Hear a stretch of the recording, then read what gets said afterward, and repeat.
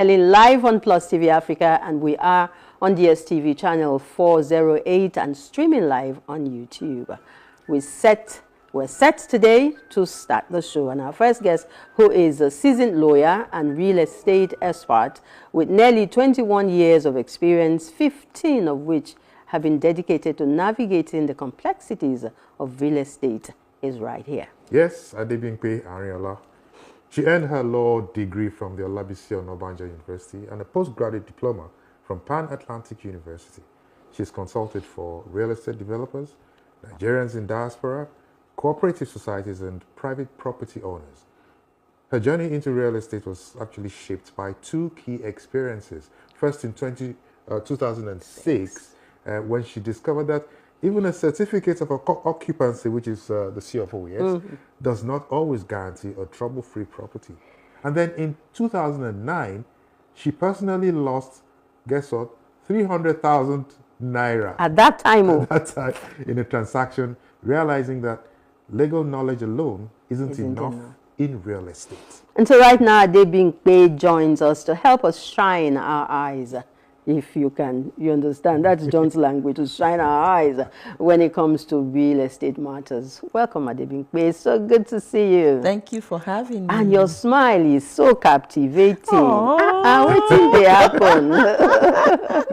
And guess what? I just discovered too that Adebimpe. She's one of yours. I know. She's a Rotarian. She's a Rotarian. You guys, come on, continue to rule the world. Yes, so with humanity in service. So you're welcome, Adebimpe. So let's dive into the matter on the table today. Okay. And it's one that really has bothered a lot of people, maybe out of their ignorance or when they get their fingers burnt, you know.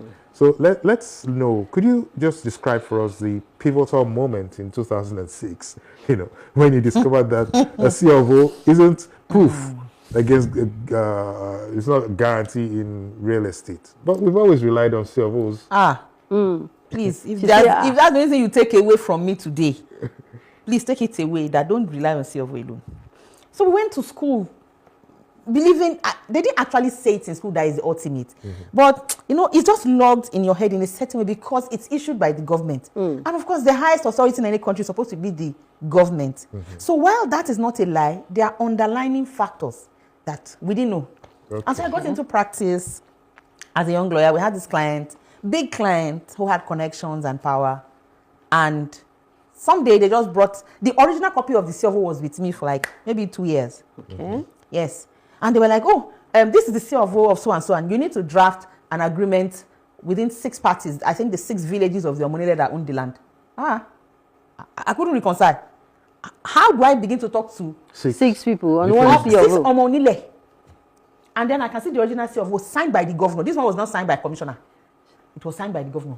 You know, my boss didn't say more, but I kept looking at the CFO. Then we kept trying to go to the land. And then Omonile will tell us, if they burn you well, go there. Come in. Yes, so. And the client will say, no, go and see surveyors so and so. Go and we actually went to see all these surveyors, but somehow, I don't know, maybe because she wasn't willing to listen. Because they kept posting us. So one day we now took bulldozer and went there. They beat everybody that showed up and impounded that bulldozer for maybe 2 weeks or something. And they said, if we burn you, if they burn you, the government was still in power. If they burn you, come again. Come again. And the clients was all. And then it's something we all go through. The clients couldn't make headway. For your information, in 2012, Omonile, with their eyes wide open, took that client to court on that CFO. Yes. Omonile took I have had land allocated to me about 3 times. Because each time I went there, I'll find fence. It will be fenced up and gated. And I said, but this is my land. And they say, no, we'll give you another one. That's it. Then they gave it about 3 times. If you're not ready to build. Is it Omonile that did that or government? It was the ballet. No, that one is a normal thing. It was the ballet. But you know, developers too will do that because if you buy, sometimes if you read the contract, they will tell you that allocation might change if you don't develop. So real estate companies too. It's possible. Anyway.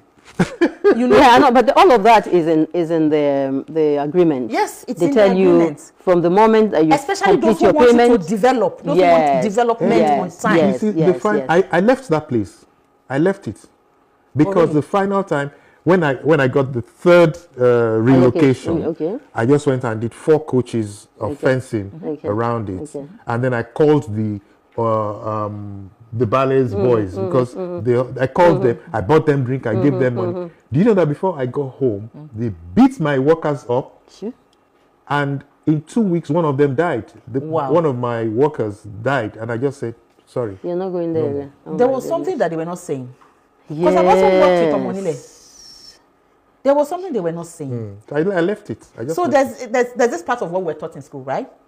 The ballet, who is the family head or the community leader, can sell by himself, but his sale can be voided. It can be declared. Okay. Yes, irrelevant. If the family comes together and says, no, we're not carried along. But what happens now in most of these lands that you buy from villages, the ballet signs, and the heads of the various families, yes, you all also have to sign. Principal members. Yes, they must sign. So the law is that the principal members cannot sign. They don't have anything to transfer alone. Okay. But the ballet has something to transfer alone, but his transfer can be voided. True.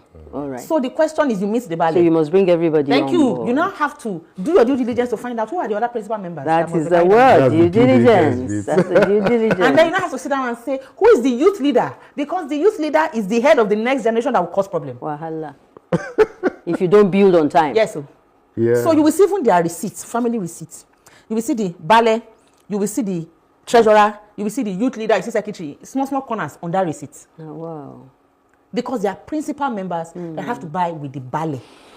Okay, so the experience you had in 2009, yes, so many people have had the same experience, thinking that they wanted to invest in real estate and instead would lose a lot of money. You lost 300,000 naira in 2009. That's like how many million now? 3 million. Wow.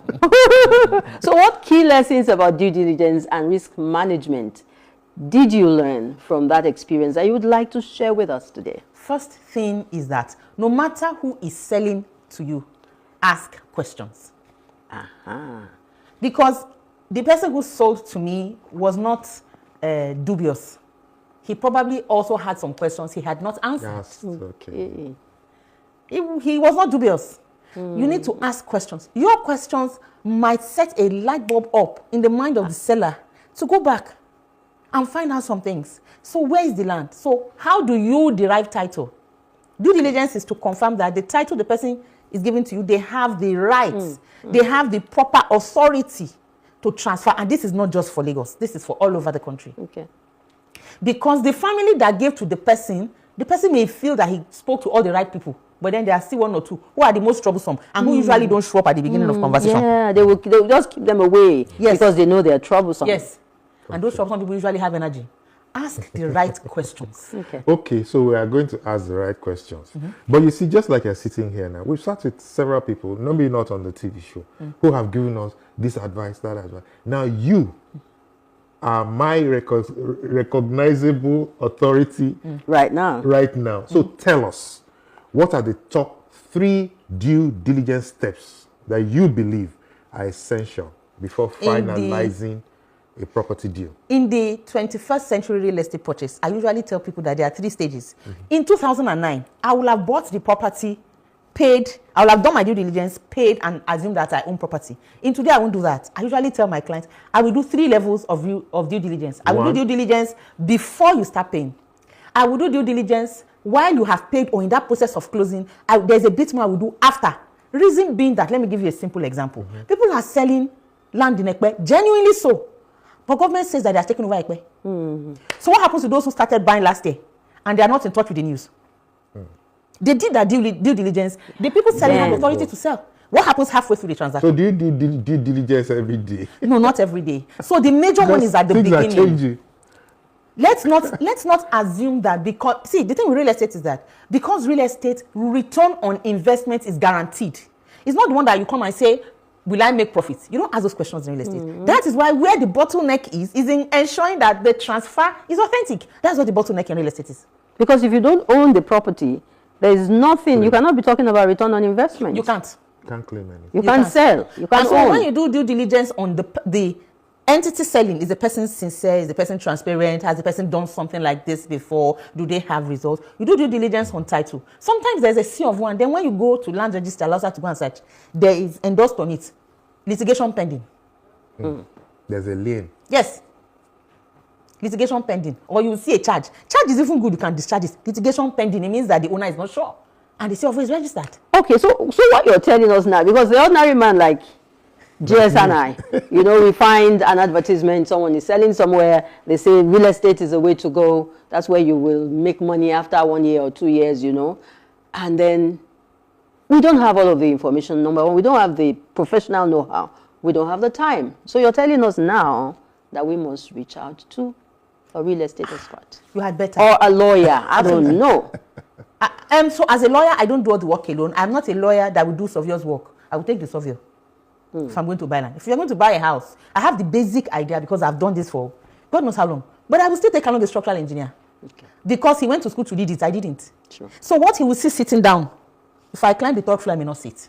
So we must get an expert who has link with all of the people who are vital. You're supposed to collapse. You're supposed to You're supposed to redeem your time by spending money. So let me do the thinking because you really cannot think through it. One more thing I have to say is that we forget, everybody, including me, sometimes forgets that real estate is an investment and every investment is a risk. True. Wow. Yeah. Real estate is an investment and every investment is a risk. No investment will give you 100% assurance on return. Yeah. Wow. And every investment has high risk, medium risk, and low risk. But when they're selling real estate, they tell you, wow, this is it. Well, that's why those agents, man. That's why I am the impartial person that will tell you, buy, but. Like somebody reached out recently and said he wants to buy. He explained. I said, buy, but my mind for you, don't dare do land banking. What's that one? Land banking, where you buy and you hold on for 6 years. That is what has made Ekpe what it is. Everybody has entered Ekpe with land banking. The town is not developing. And NCDA needs to open up. I'm talking about Ekpe. Just last night, I was saying to a friend of mine, we were coming down from Shongotedu. Okay. I was looking at the volume of tankers and trailers and all of that. And I said, people will run, this place is going to turn to a papao. People will run away from this area. Because getting out in and out of that area in another it's even a challenge, a big one now. Will be a massive challenge, like you said. This is despite the fact that road construction is going on. It's going on. Because that place is getting so busy. Yes. Wow. Okay, now let's even put that aside because I want us to look at the legal implications of due diligence and all of that. So how have property laws, right, and regulatory practices, how have they evolved over the past maybe 2 decades? And what challenges do they pose for today's investors? People are turning out in numbers. In hundreds. I'm a real estate this, I'm a real estate consultant, I'm a that. So could you take us through it? 2 decades. So the ground norm, like we call it, is the Land Use Act, 1978. The Land Use Act should have been reviewed maybe like 176,000 times between then and now to cater with the evolution of the space. However, like I always say, it is because statute is not sufficient to cater for real-time evolution of any issue. That is why we have courts. So the judgments of courts are a lot of times a part of the things that form the basis for what is law. So states, Lagos State for one, has really tried, even though there's still so much in front of them. Lagos State has really tried. You have LASRERA, you have Lagos Anti-Land Grabbers Task Force. There are so many regulations. There are so many regulations around the real estate space that states have tried to create. And they keep, Ogun State has prohibition of forceful taking. So many states have different regulations, more so because there's some slight differences, right, in the way the states run it. For example, some states transfer, I think in the East, they transfer title with irrevocable power of attorney. So they have slight laws that make for the difference. But you see, it's still largely deficient. It's largely deficient because there are a lot of things that, because, for example, for the laws, you go to court for real estate litigation. When you start, just know that it's your child that will finish the matter. No way. Wow. The people that are doing Magodo, they started that matter in court 1982 or thereabout. I remember. I know. So the men that started it are dead. It's their children. Their children. So if the children are interested, and God help you. No. And if they're not, then the land is back to the owners. It depends on the size of the land and the location of the land. You cannot have 16,000 hectares, and your child in Australia would not be interested. Okay. Yes. Wow. So the laws are there. but the Land Use Act is largely deficient, and then some subsidiary laws have been made by the states, not by the central government, who I believe what we need to do is set up like a panel represented from probably the 6 geopolitical zones. Because this Omonile issue that Lagos has everywhere. But it started from Lagos. Yeah. So it has even worse in Delta. Yeah. In fact, in the interiors, it's worse amongst the family members. Themselves. All right, so let's make progress in your role as both a lawyer and a real estate consultant. How do you merge your legal expertise with market insights, so you can positively, guide someone who comes to you, for example, for safe investments with real estate? So I always tell people that when you come to us and we guide you and you pay for consultation, we guide you, we do the work for you. The way it's done, it is such that next time you will lean on us less, because the job is done in stages. Okay, we go to the site and we sit and we say, this place is good because of infrastructure, because there's a road network, because there's a thriving market every 5 days in the village beside. It is good because, or it is not good because. That because is the experience. Yes, is what you are paying for. So next time when you want to buy, they say come on inspection. A lot of people go on site inspection. I went something for a client. The client went to the client said people will travel 5-6 hours and get there, and they will just come down from their car, stand and enter the car. 5 hours drive. That's it. That's not how to do it, because the entire area should be of interest to you. So when you are guided, you have an understanding of because. So if we do just the initial due diligence for you, right, by the time you have started paying and you go there, because you have been told why it was a good offer, you know what should begin to give you concern. If you see it in the area. If we're doing title, we look at title and say, okay, this is family. This family, they have right, but the issue is this buyer is 86. So what you need to do is go and look for the next buyer coming in and make friends with him. You have that conversation. We open the conversation for you. I'm beginning to imagine you as a successful lecturer. Because the way you're arresting, I'm enjoying. I go on site is what I love what I do. Okay, now I'll challenge you a bit. Give us a personal experience. A personal experience. For instance, success story where rigorous due diligence has saved your client from a potential disaster. Too many. Give us one interesting story. Okay. So this client reached out, he's abroad. Oh, hello, I need you to help me do due diligence. Everything you do. When they watch me on social media, they say, please, all those things you say you do, everything. Because they say you go to site. We want you to do everything. And we say, okay. So go to site. So I reached out. The person, he says he saw it on social media, and the person selling to was on social media. So he reached out and said, okay, he wants to buy. I said, okay, tell them your lawyer will reach out. He said, okay. And then we reached out and said, okay, can we see the title document? People are careful with their title. I understand from both sides, because you can give somebody soft copy of your title just to verify, and you will use it to sell. Whoa. Yes. So people are careful of their title. So we say, you know what? We don't want to have the original copy. We can come to your office to cite it. He now sends me the front cover and says, that's the agreement. I say, oh God, this is cover. This is not the agreement. I want to see the agreement. He said, okay, his boy will bring it. He now calls himself and says, you know what? No problem. I'm just telling you. I live 2 blocks away from the guy that wants to buy. I'm in America. He's in America. And so, in fact, I work here. I do this. I do that. And there was no way. At the end of the day, first he said that his boy will bring it. Then he said we should come and see the documents. Then he came back and said, you know what? I'm not selling again. Okay. Then we said, okay, let us go and see. He said, the person to take us there is busy. I said, okay, I'll come and meet him. I'll come with a car. Then he said that the person will come with his car, but he's going to work. I said, okay, I will do Sunday if he wants. Okay, you two, you are beginning to laugh. You are beginning to, yes. So for everything I ask, the story changes. And I get a query, I tell the client. For everything I ask, I get a query. And then the client now said, am I sure I want to buy this? I said, okay. You see it yourself. So the client really loved the property. He came to Nigeria himself. Went there. He didn't tell me. Went there. Then came back to say, madam, thank you.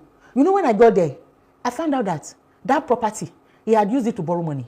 That money he used to travel. He now wanted to sell the property without the person who gave him the loan. Knowing. Wow. Wow. You see, this real estate and property thing, There are different levels, like you know, small, big one, which is the reason I wanted the and the story. conversation really cannot end. You know, there's so much that people need to learn, because a lot of people are getting their fingers burnt on a daily and basis. each story you hear is a bestseller. Really. And eventually, we all want to own our own houses somehow and make the additional money. But let us not imagine that because there are issues there. You know, the reason why I've stayed in the space this long is because I have spoken to a lot of fathers. Some people who were investors, who were property owners in the 80s and early 90s. They also had a lot of challenges. Okay. Yes, one of the biggest names in the 80s. He has one property in Apapa. He said we should go and help him handle. Why? Because he bought the property and went back 6 years later. First Tag Boys had taken over. And he fought for that property for 20 years. He's one of the big names today. There's a property in Apapa. The woman that bought it, she took all her cooperative money, then borrowed money to buy it. Then she buys and hears that she bought from the wrong people. I'm talking of in the 80s. Okay. And then she repaid to the second people. Then she hears that, some people have taken them to court. That's the second people.